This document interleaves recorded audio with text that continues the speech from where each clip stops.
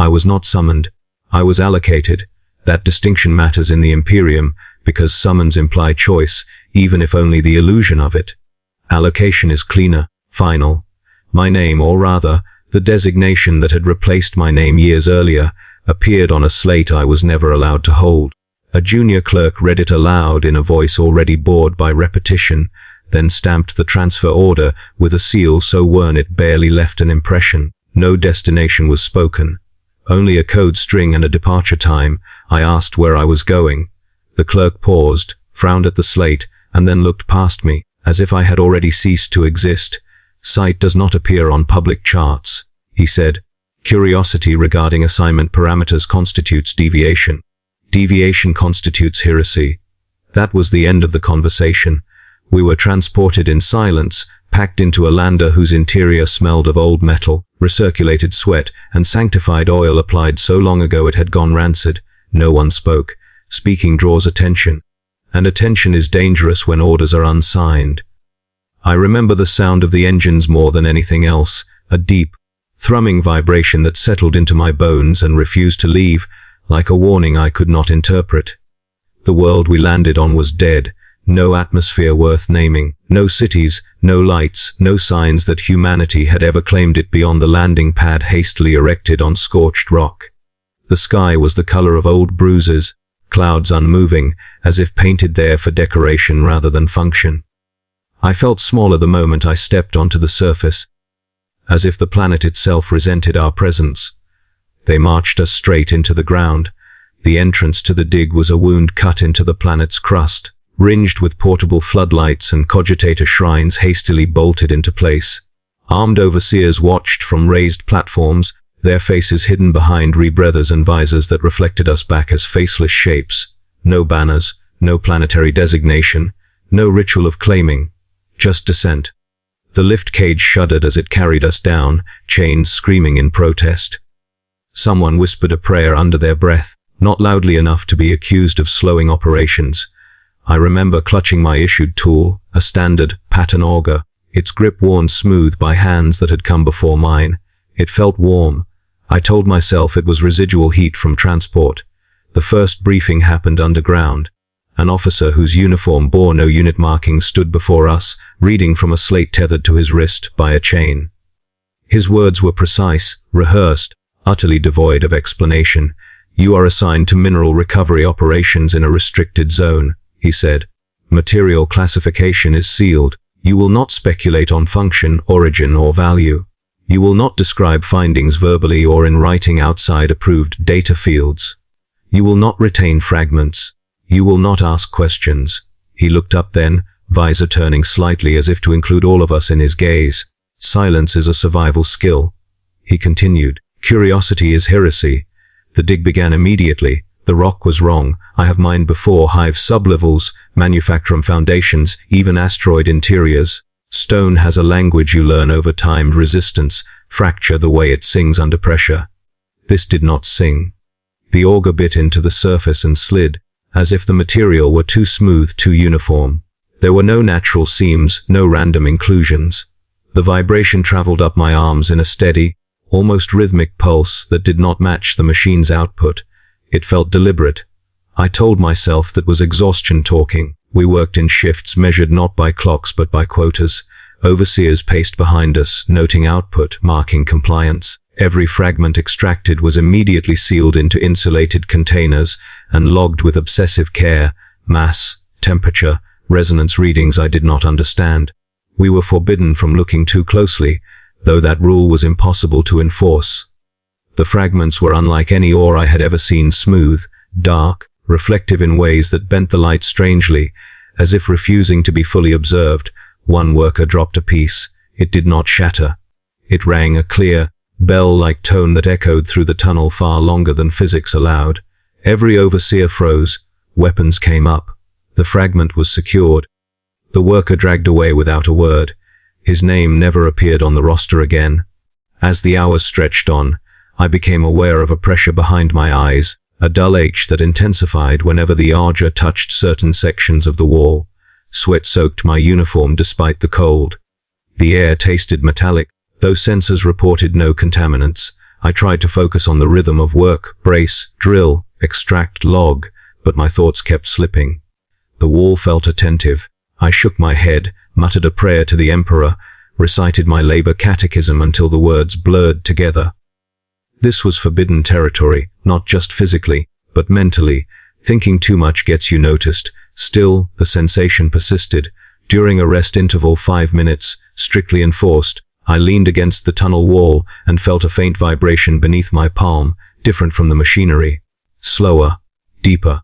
Like a heartbeat heard through layers of flesh and stone, I pulled my hand away as if burned.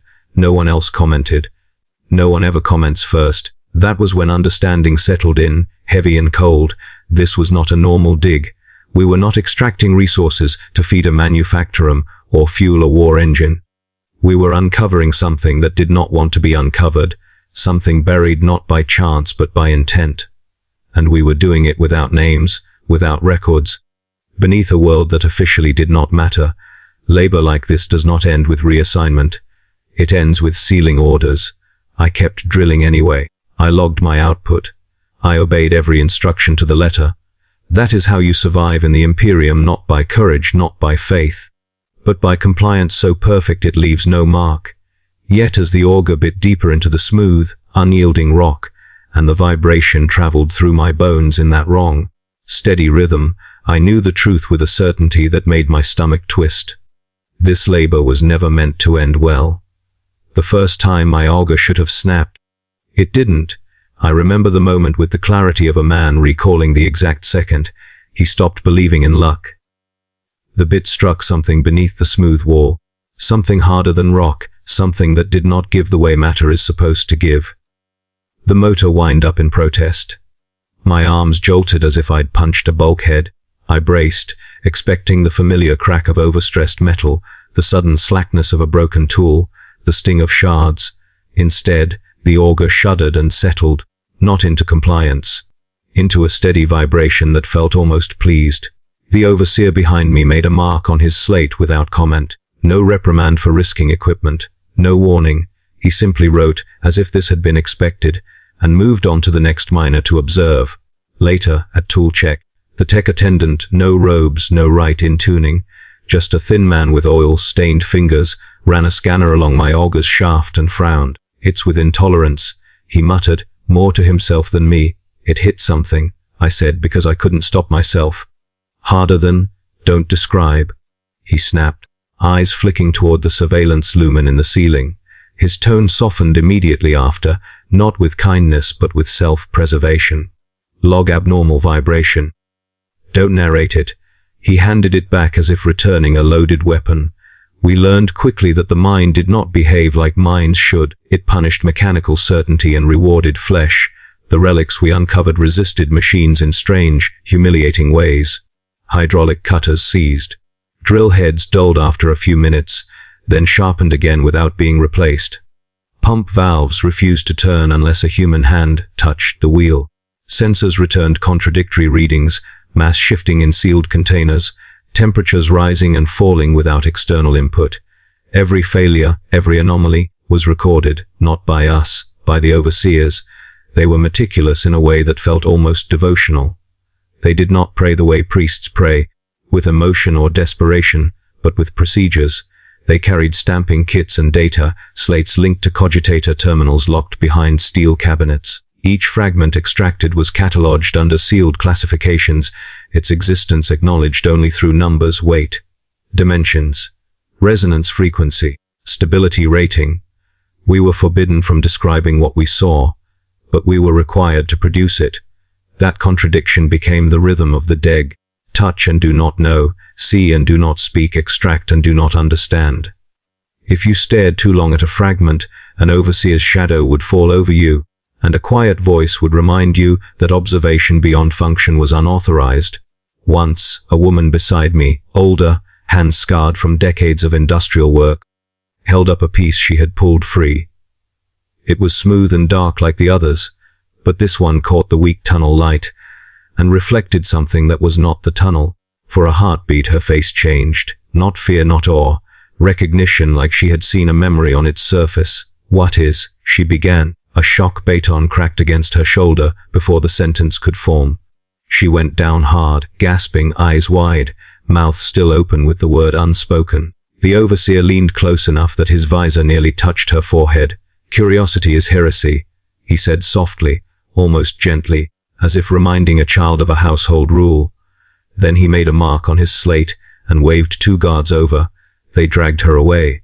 The fragment was sealed. The work continued. We stopped asking questions out loud.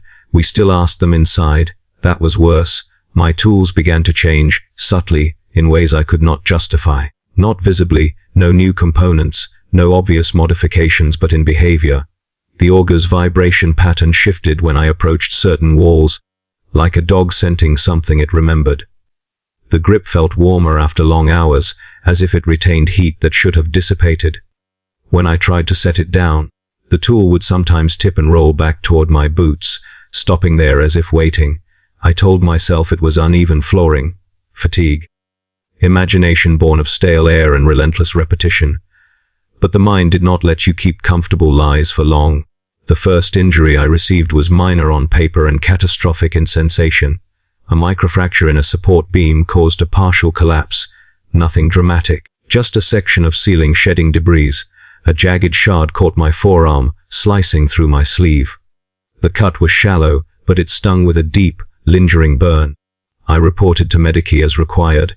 The Medicare station was a cramped alcove carved into the tunnel wall, filled with sterile light and the sharp smell of disinfectant that never quite overcame the mind's underlying metallic tang. A Medicare attendant scanned my arm, applied sealant, and wrapped it with a bandage that felt too cold, too tight. "Return to duty," he said immediately. "It burns," I told him, embarrassed by the weakness in my voice. He didn't look up from his slate. "Inflammation expected. Healing curve within acceptable parameters." Acceptable to who? That made him pause.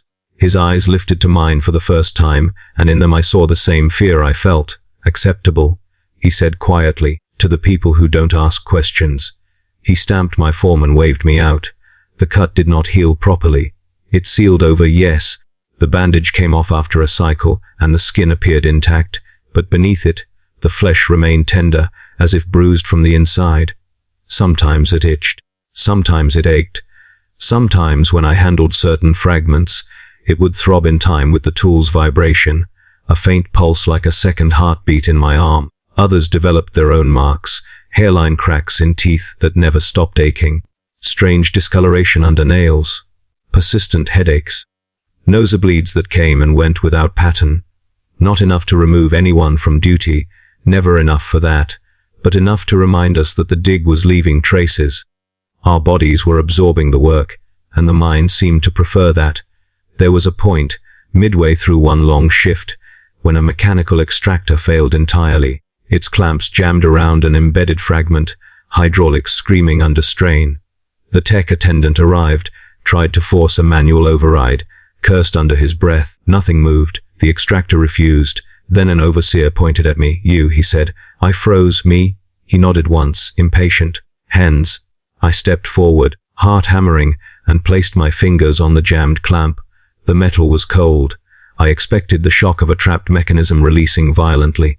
Instead, the clamp loosened, smoothly, quietly, as if it had only been waiting for skin contact. The fragment slid free into the padded tray with a soft click. The overseer noted it. The tech attendant stared at me as if I had done something obscene. No one said, "Thank you." Gratitude is not part of procedure, but something in the mind shifted, not physically. The tunnels did not tremble. The lights did not flicker, yet the air felt subtly denser, as if the space itself had leaned closer, attentive. That night, lying on my bunk in the worker barracks, a row of stacked cots in a reinforced chamber that smelled of sweat and stale recaf, I could not sleep. My arm throbbed. My head ached. Every time I closed my eyes, I saw the fragment's surface, reflecting something that wasn't there. Corridors too clean to belong to our site, shapes that suggested architecture without being any architecture I recognized. I sat up and stared at my hands. They looked the same. Rough, calloused, stained with grime that never fully washed away, yet they felt implicated. The next cycle, the overseers added a new procedure. We were to handle certain sealed crates personally, No mechanical lifts, no servitor assistance. Sensitivity concerns, the directive read, as if we were delicate instruments rather than disposable labor. Some workers refused. Not loudly, refusal is suicide, but through hesitation. Through deliberate slowness, through the small human language of resistance. Those workers were removed from shift rosters within a day. No punishment displays. No executions staged for morale. Just quiet reassignment, as if their existence had been an administrative inconvenience now corrected. The message was clear. The mine required human touch, not for our benefit, for its own. Over time, the dig began to feel less like a workplace and more like a wound we were reopening. The tunnels did not expand in a natural pattern. They followed curves that suggested deliberate design, guiding us deeper along paths that felt pre-decided. The deeper we went, the smoother the walls became, less like stone, more like something polished by ages of intent. Sometimes, when my auger bit into the surface, the vibration changed pitch and my teeth rang as if responding. Sometimes my scared arm pulsed, and I would swear the pulse came a fraction before the tool's tremor, like my flesh was anticipating the machine. I logged my symptoms, because logging was safer than silence. The medica scanned me, stamped my slate, and wrote the same phrase over and over in different fields, functionally viable. It is a terrible comfort, that phrase. It means you are still useful. It means you will be sent back down, and as the mine grew stranger, and my tools refused to break the way tools should, I began to understand a deeper horror than any single relic we carried upward in sealed containers. We weren't mining inert objects. We were disturbing something that responded, and it had begun to learn how to use us. The first whisper came during a routine cut. Nothing dramatic, no collapse, no alarm, no overseer shouting, just the steady churn of the auger against that smooth, wrong wall, the vibration running up my forearms like a second pulse, and then, beneath the machine noise, something that did not belong, a voice, low, close, intimate, as if someone stood beside my ear in the darkness and chose to speak softly so the others would not hear. It said my name, not my designation, not the labor code stamped on my slate. My name, the one I had not spoken in years, the one the clerks erased when they reassigned me from a hive's factory line to avoid transit, and then to this unmarked dig. The sound of it inside the tunnel made my stomach drop like the lift cage had failed. I jerked, the auger biting too deep, sparks flaring as metal scraped something it shouldn't. The overseer's shadow moved toward me at once. Focus. He snapped. I nodded quickly, too quickly, forcing my hands to steady. My mouth was dry, my tongue felt thick. I told myself I had imagined it, fatigue, chemical fumes. The stress of sealed work and inadequate sleep. But imagination does not use a name you have been careful to bury. The whispers did not stop after that. They threaded themselves through the work the way moisture threads through metal seams, quiet at first, then constant once you noticed them. Sometimes they came from the rock itself, words carried through vibrations in the wall. Sometimes they came through vents, as if spoken by the ship's absent lungs. Sometimes they came from no direction at all, simply blooming inside my skull like a thought that wasn't mine. At first, the whispers were small, fragments. Syllables. Breath, sounds that felt like someone trying to shape speech with a mouth that didn't know human tongues. My instinct was to report it. Everything aberrant was meant to be logged. But I had seen what happened to workers who described too much. Hallucination was not an illness here, it was a liability. So I did what we all did. I kept working. The tunnel lighting made things worse. Our lumen globes were weak and yellowed, and shadows filled the gaps between beams. In those shadows, the walls seemed to shift, not physically, but in perception. I would glance aside and swear a seam had moved, a curve had become a straight edge, a smooth surface had gained a faint pattern like shallow script. Then I would blink, and it would be gone. I began to dread blinking. Sleep became difficult. Not because of nightmares, those came later, but because of the sheer refusal of my mind to settle. In the barracks chamber, surrounded by the wet breathing of exhausted workers, I lay awake listening to the mine's hum. The sound was not constant. It had rhythm. Slow cycles, like something massive turning over in the dark. Sometimes, in the gaps between those cycles, I heard whispering. Not through my ears, through my bones.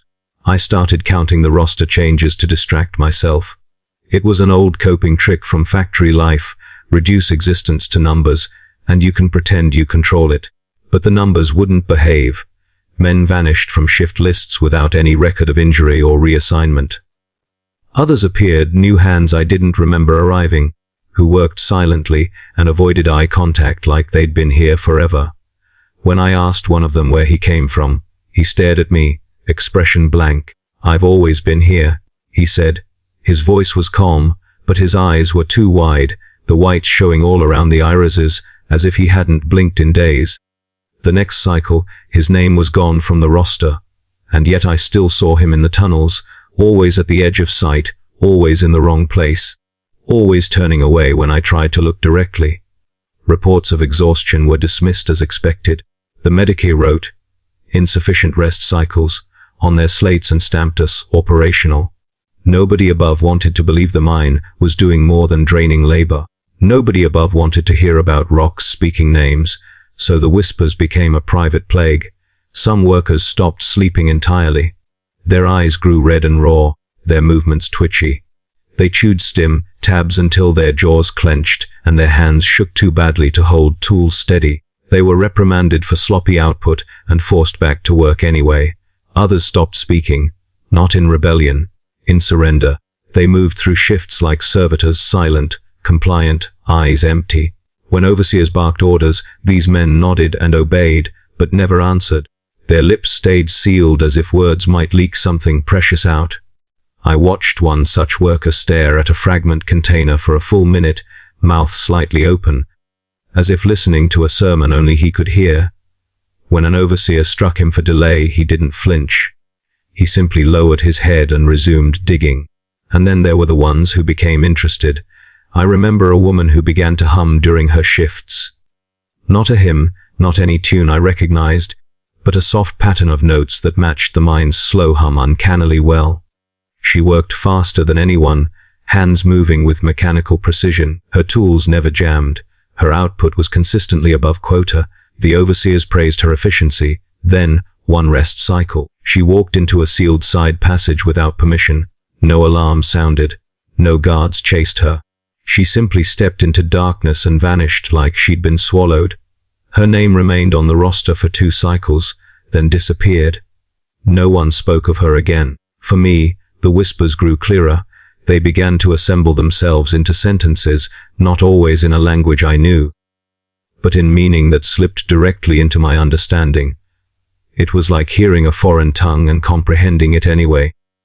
Bypassing learning and going straight to recognition, some of what I heard was nonsense numbers that meant nothing, coordinates that didn't match our maps, phrases that repeated like broken prayers, but some of it felt like instructions, deeper, open, hands, and always my name, spoken with a familiarity that made my skin crawl. One shift I was assigned to a fresh cut, new tunnel branch, walls smoother than usual, the air colder. The overseers watched from farther back than normal, rifles angled downward, as if expecting something to rise from the floor. "Maintain quota," the lead overseer said curtly. "No deviation." I started drilling. The auger vibrated, warmer than it should, and the scar on my arm pulsed in time. The wall gave way in a slow peel rather than a fracture, like something letting itself be opened. Behind it, instead of rock, there was emptiness, a void, perfectly shaped, not a natural cavern, not a seam, a chamber carved with geometry that made my eyes ache to process, angles that suggested corners but never quite met, surfaces that seemed to slope inward and outward simultaneously, like my mind couldn't decide which way reality was arranged. I froze, auger still humming, and in that silence, machine noise muted as if the mine itself held its breath. I heard the whispers become a chorus, not loud, unified. They spoke as one voice, and it was not mine, and yet it carried my name the way a mother carries a child's. It wanted me to step forward. My legs moved before I told them to. I stumbled toward the opening, heart pounding, breath fogging the air. Every instinct screamed no, not from faith, not from courage, but from that primitive human sense of self-preservation that survives even indoctrination.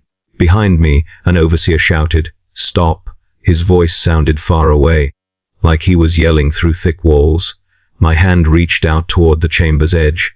The moment my fingertips brushed the smooth surface, sensation flared, heat and cold at once, like touching both fire and ice. Images flooded my mind, endless corridors, structures that were not imperial, not human, patterns repeating into infinity. For a heartbeat I felt known, catalogued, as if the stone had read me the way overseers read slates. Then the pain hit, a stabbing pressure behind my eyes, sharp enough to make me scream. I fell back, clutching my skull, bile rising in my throat. Someone grabbed me, hauled me away from the opening. The chamber sealed itself behind us, not with a door, but with the wall sliding back into place, as if it had never been cut. The overseers dragged me to Medici immediately. The Medicate attendant scanned me, expression tight, and recorded my symptoms without comment. When I tried to describe what I had seen, he held up a hand sharply. "Do not narrate," he said. But I croaked, throat raw. He leaned closer, voice low. "Hallucinations are dismissed as exhaustion," he murmured. "If you insist they are real, you become a containment issue." He stamped my slate, functionally viable. Return to duty. That was the final cruelty. The mind could speak my name, bend my thoughts, open chambers that should not exist. And the Imperium's response was a stamped form and a demand to keep digging. As I returned to my workstation, head still pounding, I looked at the smooth wall again. It looked innocent, blank, stone like any other. But beneath it, I could feel the slow hum, and I could feel with nauseating certainty that the stone itself was aware of us. It had listened, it had learned, and it was patient. The incident was announced before anyone understood it had happened. A klaxon did not blare, no red lights strobed, there was no dramatic call to arms, no roar of collapsing tunnels. Instead, a new notice appeared on the central cogitator slate at shift change, ink black lettering on pale screen, impersonal and absolute, minar expiotio vinctra dd. Pro 2ls upad hot int emanator. No details, no names, just the familiar weight of authority pretending it had always been in control. We read it in silence, clustered under the slate like penitents, our breath fogging in the damp air. The overseers watched us read, their rifles held at rest, but angled so they could rise in an instant.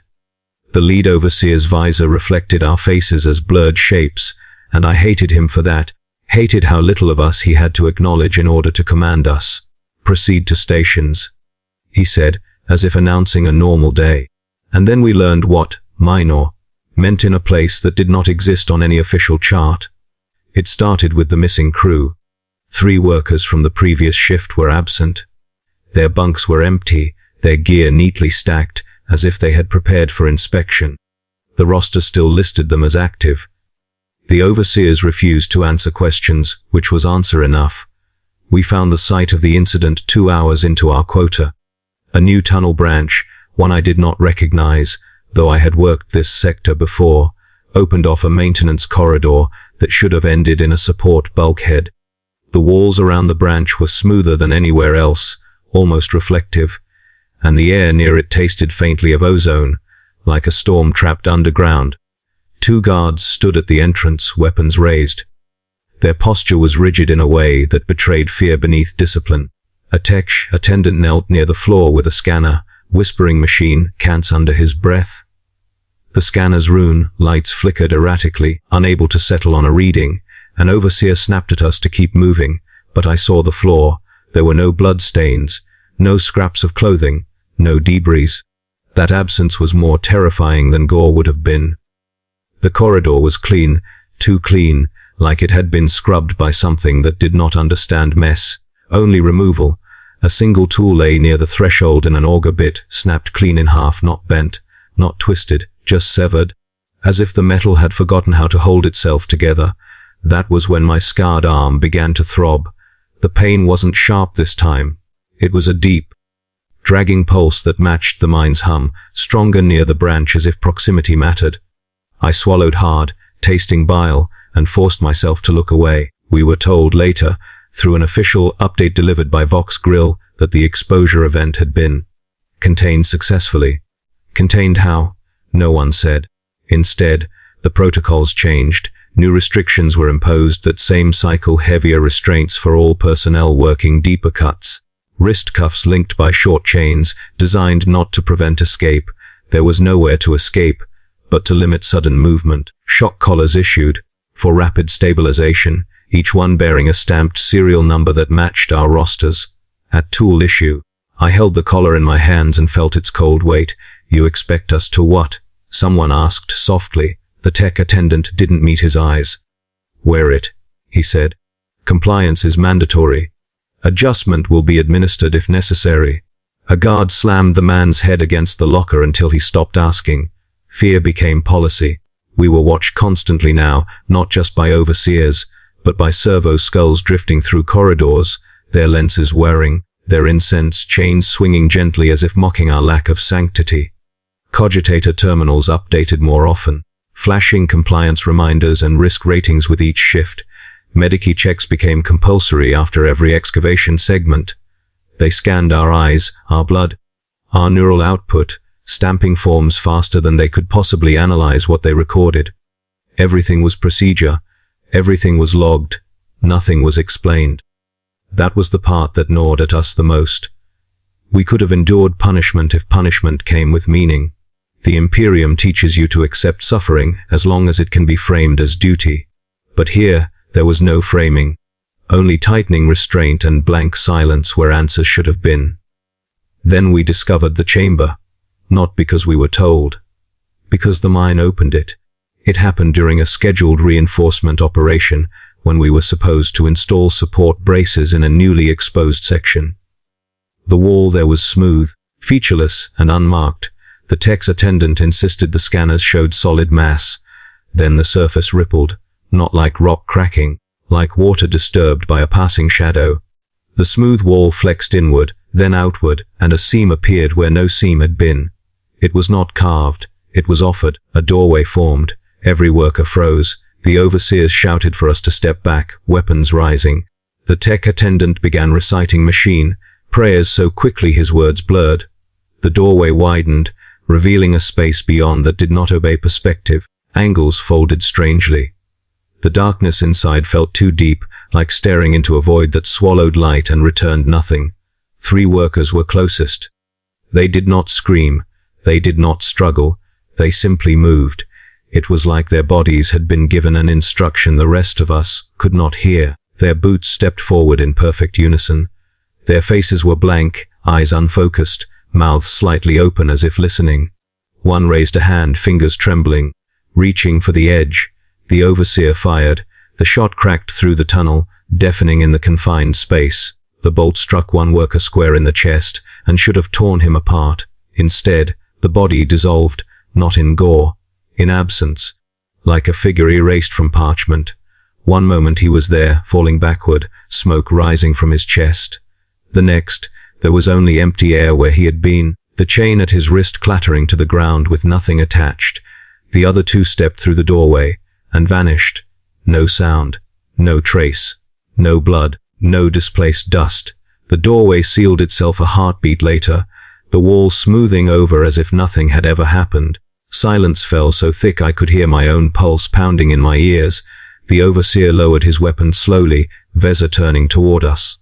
His voice came out hoarse. "Operational loss," he said, and the phrase felt obscene. "Continue work." Someone sobbed. Someone whispered a prayer. Someone else began laughing, a high, broken sound that turned into choking.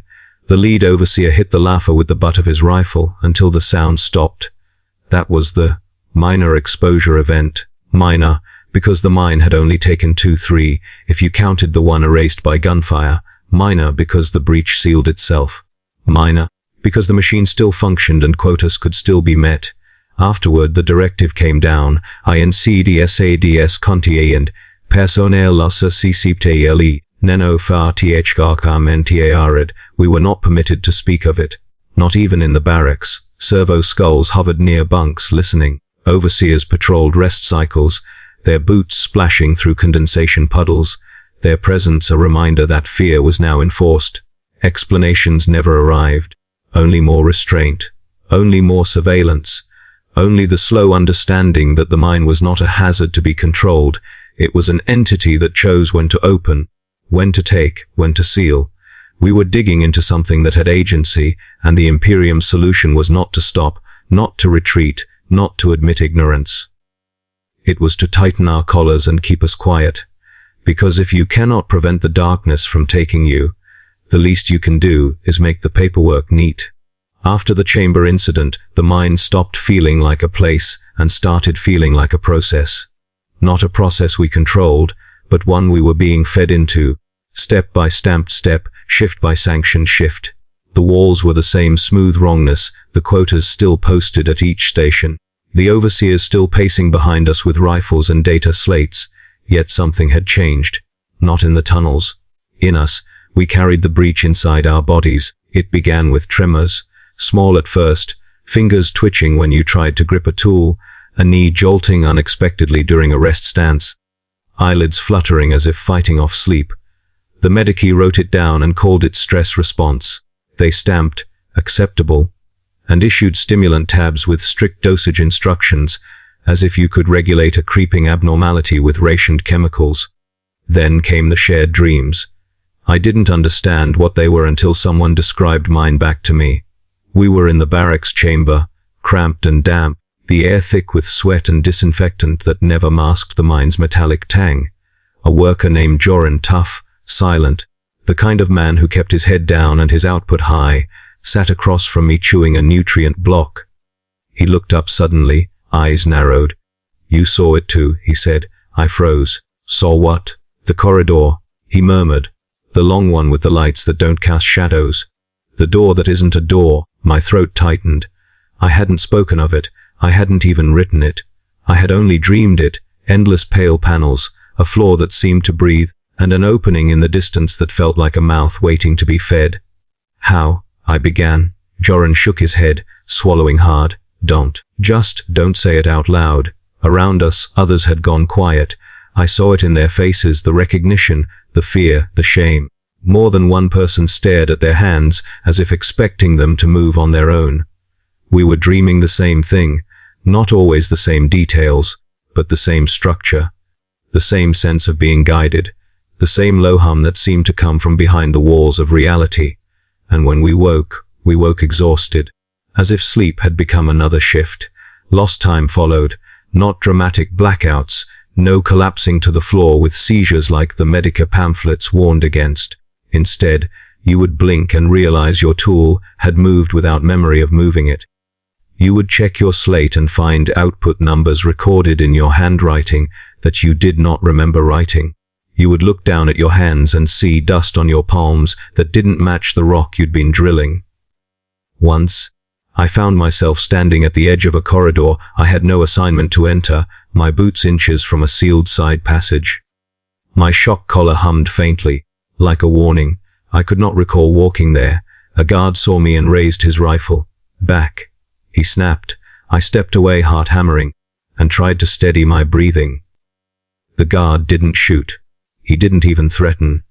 He just watched me with the same wary contempt you'd give a malfunctioning machine.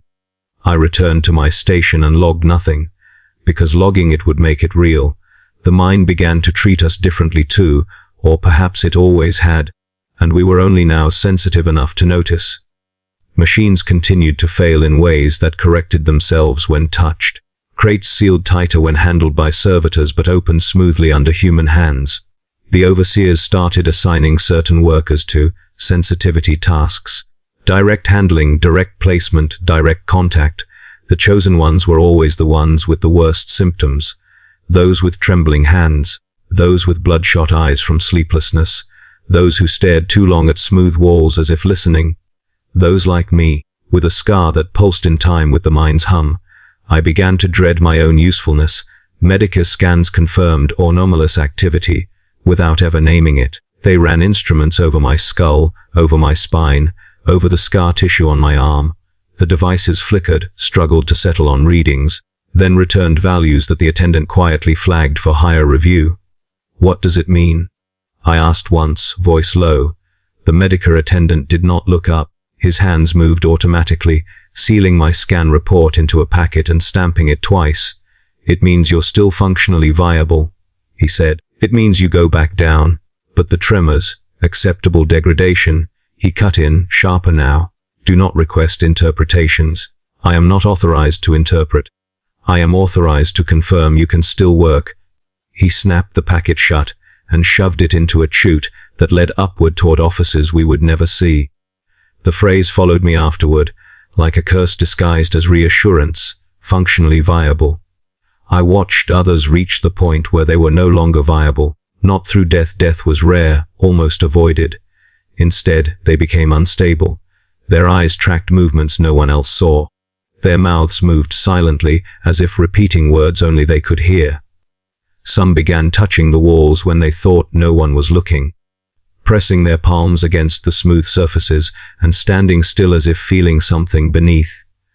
When the overseers caught them, the punishment was immediate. Shock collars activated, bodies convulsed, men screamed. Not to hurt them, I realized, though it hurt, but to reset them, to force their nervous systems back into compliance.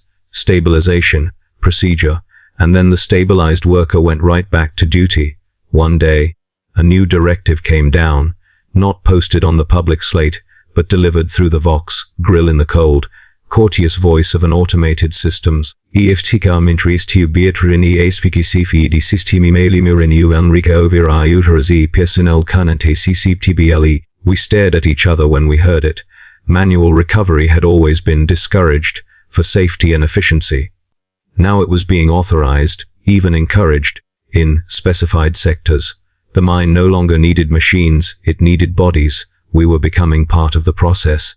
I experienced it fully during a retrieval shift in a deep cut where the rock was so smooth it reflected our lumen, globes in distorted halos. We were ordered to extract a large fragment embedded in a recessed seam. The mechanical lifter jammed immediately, hydraulics whining and then falling silent as if defeated. The overseer looked at me. "You," he said again. My stomach tightened. I stepped forward, hands trembling slightly, and placed my palms on the fragment. It was warm, not warm like metal left near a heat vent. Warm like skin. The moment my fingers made contact, sensation surged through my arm, through the scar, through my nerves, up into my chest. A wave of emotion hit me that wasn't mine. Patience, hunger, an almost clinical interest. I gasped, vision blurring. The fragment shifted under my hands, loosening without resistance. It slid free into the padded tray as if eager to be moved, and for a heartbeat, I felt something move through me. Not possession, not control, something subtler and more humiliating, a link, a conduit, my flesh serving as the pathway between buried intent and surface action. The mind did not force, it invited, and my body responded. I stumbled back, breathing hard, sweat cold on my skin. The overseer noted the success on his slate. No one asked if I was all right. The fragment was sealed. The quota advanced. That night, I lay on my bunk staring at the ceiling, shock collar heavy around my throat, listening to the mine hum through the walls. My hands still tingled. The scar on my arm pulsed faintly even at rest, like it had been awakened. And in the quiet between the ship's mechanical breaths, I realized a truth that made my stomach twist. The relics were not inert. They were responsive. And the more we touched them, the more they learned what we were, how we moved, how we feared, how we obeyed. We were not just miners anymore. We were interfaces. We were instruments. We were being used to open something that machines could not. Because machines do not dream, do not flinch, do not carry memories worth stealing. Flesh does, and in the Imperium, flesh is always the cheapest conduit available. The order to accelerate recovery arrived without ceremony, which was how the worst ones always came. No address, no justification, no acknowledgement of what we had already lost. Just a priority directive injected into the mine's internal Vox system, its tone smooth and bureaucratically calm, as if it were adjusting a maintenance schedule rather than condemning a workforce. Recover reshasikalated, outp tagas revasidupurdirad, phd awautakral, not apable. Those last words lodged in my thoughts like shrapnel, not applicable. I had seen evacuation protocols before, on data slates during training briefings, on instructional hololiths that showed orderly lines and sealed bulkheads and medica teams waiting at the surface. I had never believed I would see one enacted, but knowing they existed had been a comfort of sorts. A lie perhaps, but a structured one. This order erased even that. The overseers did not explain. They never did. They simply began pushing us deeper. Shifts extended without announcement. Rest cycles shortened until they barely existed. The stimulant ration doubled, then tripled, even as the Medici quietly stopped logging long-term effects. Tools were redistributed, then reclaimed, then replaced with older, heavier models pulled from storage. Safety measures were reclassified in the system, their icons dimmed from mandatory red to optional amber. Optional delays. That phrase followed us too. We were sent into zones previously marked unstable, areas sealed off after the minor exposure event. In Chapter 4, the seals were cut open with practiced efficiency. Hazard glyphs scraped away to make room for new path markings that led straight into wrongness. The air down there felt thicker, heavier, as if breathing required permission. The walls were no longer merely smooth. They were patterned, not carved, not etched, but arranged with a logic that made my eyes slide away if I tried to focus too long. My head ached constantly, a low-pressure pain behind the eyes that no amount of stimulant relieved. Every step deeper felt like trespass. Casualties spiked, not dramatically, not with explosions or collapses that demanded investigation. People simply failed, legs gave out, hearts stuttered, minds unraveled quietly during shifts. Workers freezing in place mid-task, staring at nothing until shock collars brought them back or burned them out. Those who could still stand were ordered forward. Those who could not were dragged aside and tagged. I remember the first time I saw a body left behind deliberately. A man named Velk, older than most of us, with hands permanently stiff from decades of labor, collapsed while hauling a containment crate. He did not scream. He simply folded, breath wheezing, eyes rolling back as his shock collar discharged again and again in automated pulses. The medic knelt, scanned him, and shook his head once. Cardiac instability, he said, already closing the slate. Non-viable. Extraction, someone asked, voice small. The medic did not even look up. Negative. Priority assets take precedence. The overseer nodded and made a mark on his slate. Velk was still breathing when we moved past him. I told myself it was mercy not to look back. The artifacts reacted more strongly the deeper we went.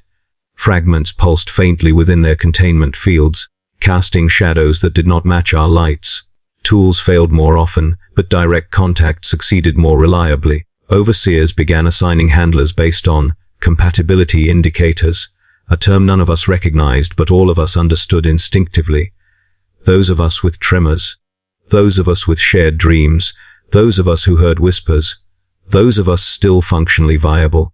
I was assigned to a deep recovery team tasked with extracting an intact structure, a partial construct embedded in the bedrock like a buried organ. The directive emphasized intact, no fracturing, no cutting, no explosive methods, human hands only. As we descended, the mind's hum deepened into something almost rhythmic.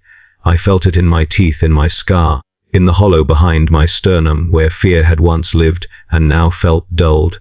The structure revealed itself slowly, as if allowing discovery. Smooth surfaces curved into one another without seams, their geometry refusing to settle into familiar shapes. The longer I looked, the more my mind tried to fill in gaps that did not exist. We were ordered to touch it, not all at once, sequentially, according to a pattern displayed on the overseer's slate. I was third. When my turn came, my hands did not shake. That frightened me more than anything else. I placed my palms against the surface, and the sensation rushed through me instantly, not pain, not pleasure, but recognition. A feedback loop snapped into place, and I felt pressure behind my eyes as images surfaced unbidden. Corridors, lightless halls, figures moving with purpose that was not hostile, not benevolent, simply precise. My knees buckled. I bit down hard enough to taste blood. The structure shifted, loosening from the rock without resistance. It wanted to be removed. It wanted to be used. When I staggered back, gasping, the overseer was already marking success, well within tolerance. He said, "Prepare next asset." That word again, asset. We were no longer laborers. We were not even expendable workers anymore. We were components. As casualties mounted, the system adapted. Shorter explanations. Losses categorized under consolidated headings. Exposure attrition, operational burnout, containment loss, no names, no funerary rites, no evacuation, At one point, I accessed a terminal I wasn't supposed to, an old logistics node left unsecured by mistake or neglect. I didn't know what I was looking for. Proof, perhaps. Confirmation that someone, somewhere, knew what was happening to us. What I found instead was a projection. Projected recovery totals, projected contamination spread, projected personnel survivability. The survivability column tapered to 0 well before recovery completion, and yet the operation was marked as duation acceptable paramtias. That was when the truth finally settled into me, heavy and undeniable. We were never meant to leave. Not because rescue was impossible, but because extraction without evacuation was the design. The Imperium did not want contaminated assets returning to the surface. It wanted relics recovered, sealed, studied, and the workers. We were part of the sealing process. I stopped imagining survival after that. Hope became inefficient. Fear became background noise. I focused instead on function, on completing tasks, on responding when called, on placing my hands where the overseers indicated, and letting whatever lived beneath the rock use me as it saw fit. Somewhere along the way, I realized I no longer flinched when others disappeared. I logged losses with steady hands. I accepted directives without question, and that terrified me, because it meant the mine had not only learned how to use us, it had learned how to wear us down until resistance no longer mattered. We marched deeper, thinner, quieter. The relics pulsed brighter. The outside world might as well have been myth. All that existed was the dig, the directives, and the slow certainty that when recovery was complete, there would be nothing left to evacuate anyway. The quarantine seals engaged on a day that did not feel different until it was too late. We had returned from a deep recovery shift, stumbling, coughing, hands trembling with exhaustion, eyes gritty from dust that never seemed to settle, when the bulkhead doors at the main access corridor hissed shut behind us. The sound was ordinary. Doors close all the time in mines. But this one locked with a heavier clang, a finality that carried through the deck plates into my knees. A lumen panel above the door changed color, not red, not alarm. A cold administrative blue. A Vox grill crackled overhead, and the voice that spoke was not the lead overseer's. Not any human voice at all. It was the tone of the mine's internal cogitator, polite, clipped, devoid of inflection beyond programmed courtesy. Notici conte ament steptd personel ready ac dixianeti actz xtl transi sius pad chem plaian smindioi. For a moment nobody moved. The words did not make sense because they were too clean, too simple. The Imperium rarely admits to anything directly. It buries truths under layers of terminology and ritual. Here, the terminology was clear enough to be a blade. Contaminated assets, not workers. Not even unexpendable labor. Assets, contaminated. The overseers returned in greater numbers within minutes, their armor sealed more tightly than before. Their visors were dark, reflective, and for the first time I noticed that they no longer wore the same insignia, less uniforms. Now they bore small, blank metal tags on their collars, no symbols, no letters, just reflective plates, as if refusing to be identified in any way we could later record. One of them raised a weapon and aimed it down the corridor toward us. "Return to barracks," he ordered. "All personnel remain within assigned zones. Breach attempts will be met with termination." A man near the front stepped forward, thin, hollow-eyed from too many stim tabs, his hands still stained with dust from the relic structure we'd pulled free. He wasn't brave. He was simply exhausted beyond the capacity for caution. "You can't do this," he rasped. The overseer didn't answer. The shock collar around the man's throat sparked. The discharge so intense his knees buckled. He convulsed on the floor, choking on his own breath. No one moved to help him. We had learned the cost of movement. When the current stopped, the man lay still, eyes open, mouth slack. A Medici attendant, mask sealed, gloves pristine, stepped forward, scanned the body, and spoke without looking at any of us. "Non-viable," he said, as if reading a tool report. Then 2 sanitation workers, our own, were ordered to drag the corpse away.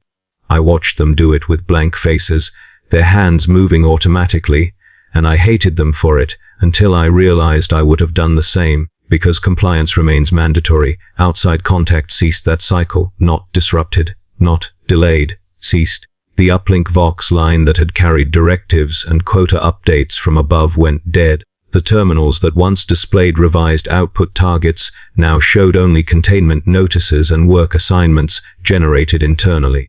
No new orders from off-site command. No communication outward. It was as if the mine had been cut from the wider Imperium and left to function alone. But the work did not stop. If anything, it became more precise. Assignments came through with machine efficiency. Each worker directed to specific sectors based on compatibility indicators we still were not permitted to see. The mine had become its own bureaucracy, issuing tasks the way a void ship issues oxygen rations, without emotion, without explanation, with absolute authority. And the relics reacted, not violently, patiently. Their pulsing resonance grew more frequent, stronger, as if responding to our reclassification. I began to notice a faint tremor in the walls, not from drills, but from a deeper vibration that had a cadence, almost like speech slowed to a geological pace. We were not simply trapped. We were being held. The worst part was how quickly people adjusted. A week, maybe less. Time had long since lost meaning. Into quarantine, men stopped asking about rescue. The idea felt childish. Rescue implies someone above cares enough to intervene, and if they cared, containment would not have been necessary. The overseers did not speak of it, and the cogitator voice never mentioned it, and silence became its own answer. Some workers embraced the quarantine with a kind of fatal devotion. They spoke of it as purification, as test, as necessary sacrifice to keep the Imperium safe. They formed prayer circles in the barracks, chanting litanies until their voices cracked. They carved crude devotional marks into bunk frames, scratches that looked less like symbols and more like desperate attempts to leave any trace. Others withdrew inward, becoming quiet, watchful, listening to whispers they no longer tried to deny. And then the study began. It started with simple Medica summons, names called over the Vox grill, individuals ordered to report to the clinic alcove for evaluation. At first, this was normal. We were scanned constantly. But these summons were different. The list of names grew shorter each cycle, but the tone of the directive remained the same: polite, absolute, unquestionable. Rapafar ekti endada essis ment. Those who went did not return. At first we told ourselves they had been transferred to another sector. The mine was vast and uncharted. It was easy to believe people could be moved without our knowledge. But the roster began to change again, names disappearing, not crossed out, simply removed, as if the system had reclaimed them as data no longer needed. One night, I followed a Medica team at a distance, not out of courage, out of compulsion. The mine's hum had been louder in my bones that cycle, and my scar burned with a dull heat as if urging me forward. I kept to shadows, moving between support columns and stacked crates, heart hammering. They led a worker, Joran, the one who had described my dream, to a sealed corridor I had never been assigned to enter. The door opened without code input. The Medica didn't hesitate. They guided him inside. Before the door closed, I saw the interior, not a clinic, a chamber lined with smooth dark surfaces, illuminated by cool blue device glow. Tables arranged with restraint harnesses. Instruments that looked imperial in function but wrong in shape, as if designed by something that understood anatomy without sharing humanity's assumptions. Joran turned his head as the door began to seal, eyes locking on mine through the gap. He didn't scream. He didn't beg. He simply looked at me with the expression of a man finally understanding what containment really meant. Then the door shut. The system did not log his death. It logged his status as resolved. I returned to the barrack shaking, sweat cold on my skin. I did not speak of what I saw. Speech was dangerous. But the knowledge sat inside me like a stone. We were no longer miners. We were samples. The relics pulsed stronger as our numbers dwindled. They seemed to respond to each disappearance like a satisfied breath. When I touched containment crates now, the warmth under my palms was more pronounced, almost affectionate. The whispers in the rock grew clearer, more confident. Sometimes they spoke in the cogitator's polite tone, mimicking official directives with perfect formatting in my mind. Sometimes they spoke in my own voice, urging compliance with words I would have used. It was learning us, not just our bodies, our bureaucracy, our obedience, our language of submission. That was the quiet horror of quarantine. It wasn't only keeping us in. It was keeping something else with us, letting it study, letting it refine, letting it practice being official. And because the outside world had cut us off, there was no one left to witness what it became. Only us, contaminated assets, waiting to be processed. The final order arrived without ceremony, no alarms, no prayers, no overseer speech delivered with rehearsed gravity. It appeared on the internal terminals at the start of a cycle that felt no different from any other, rendered in the same cold font as quota adjustments and shift rotations. Site studius irec over abelo ta indeed, pia diuri paraman edid, compioianc cofiam atiom requirad. There was no mention of evacuation. There never is when evacuation would complicate the numbers. At first, I thought it must be an error, a missing annex, a delayed sub-order that would follow. The Imperium loves layers. It loves clauses hidden beneath clauses, mercy buried beneath procedure. I searched the terminal with shaking hands, cycling through menace that no longer required authorization. The system allowed it. It no longer cared what I saw. Every document ended the same way: completion metrics, ceiling tolerances, acceptable loss projections. Acceptable, that word again. Smooth, bloodless, capable of swallowing entire lives without leaving a stain. The mine reacted almost immediately. Sealing operations began automatically, deep bulkheads slamming shut far below us, cutting off sectors still marked as active on the old maps. I felt the vibrations through the floor as layers of the world closed in on itself, stone and metal becoming a tomb with engineering precision. The air recyclers adjusted, rationing oxygen in careful increments designed to sustain function just long enough for final compliance. The relics sang, not loudly, not violently. They pulsed with a steady, contented resonance, like a machine reaching the end of a long task. The hum in my bones aligned with it, my scars burning hot, not painfully, but insistently, as if reminding me I had always been part of this outcome. Some workers broke then. A handful screamed, rushed sealed doors with bare hands, clawed at metal until their fingers split. Shock collars dropped them where they stood, bodies left cooling on the floor until sanitation, those of us still assigned, were ordered to remove them. Others prayed.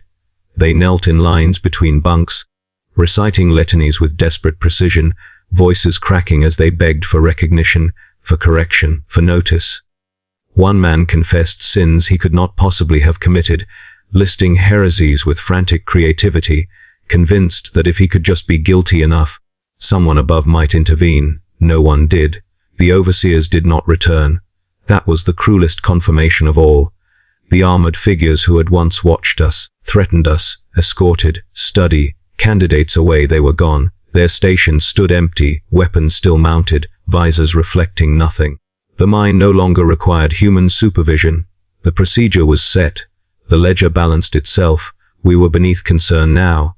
I checked the roster one last time. My designation was still STTVOFEFETORETO and ESUPOT, active, even now, even as the mine prepared to bury us.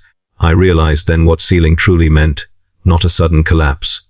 Not a mercy kill. The Imperium does not waste resources on quick endings. Sealing meant containment until function ceased, until we ran out of air, until hunger made us too weak to move, until the relics no longer found us useful. We were being archived. I took my assigned tool and reported for duty. Habit is stronger than fear when you've lived under it long enough. The corridors were quieter now, too quiet. The hum of the relics was the dominant sound, echoing through the supports, through my chest. Lights dimmed incrementally, lumen strips flickering as power was rerouted to deeper containment systems. Each step felt heavier, as if the gravity itself were thickening, encouraging stillness. I passed sealed doors marked with hazard runes I had never been trained to read. Behind them, I knew, were workers who had been studied, sectors we would never clean again, chambers the Imperium would pretend had never existed. I reached a containment vault near the heart of the dig, the place where the largest intact structure had been extracted, and then, not removed. I had cleaned around it for cycles, never allowed to look directly for too long. Now no one stopped me. It rose from the rock like a smooth, dark monolith, edges too precise, surface reflecting my light in ways that made my eyes ache. Its pulse matched my heartbeat, Or perhaps my heartbeat had adjusted to match it. I rested my hand against it. The warmth was undeniable now. Images flickered behind my eyes, not visions of conquest or alien glory, but of process, of endless cycles of excavation, of species uncovering what they were never meant to understand, of bureaucracies evolving to manage the damage they caused. The relic did not hate the Imperium. It understood it. That was the final horror. The Imperium believed it was sealing a threat. The threat had learned how the Imperium thinks. The sealing charges detonated in distant sectors, muffled concussions that rippled through the stone. Dust rained from the ceiling. Somewhere far above, or perhaps far below, the last access tunnel collapsed. I sat down against the vault, suddenly exhausted beyond measure. My slate flickered to life one final time. KMPIANZFRNTONPNG. With numb fingers, I entered the code. The slate updated. Operatio a succ sesul, lasis invoitation a ccptb parameters. There it was.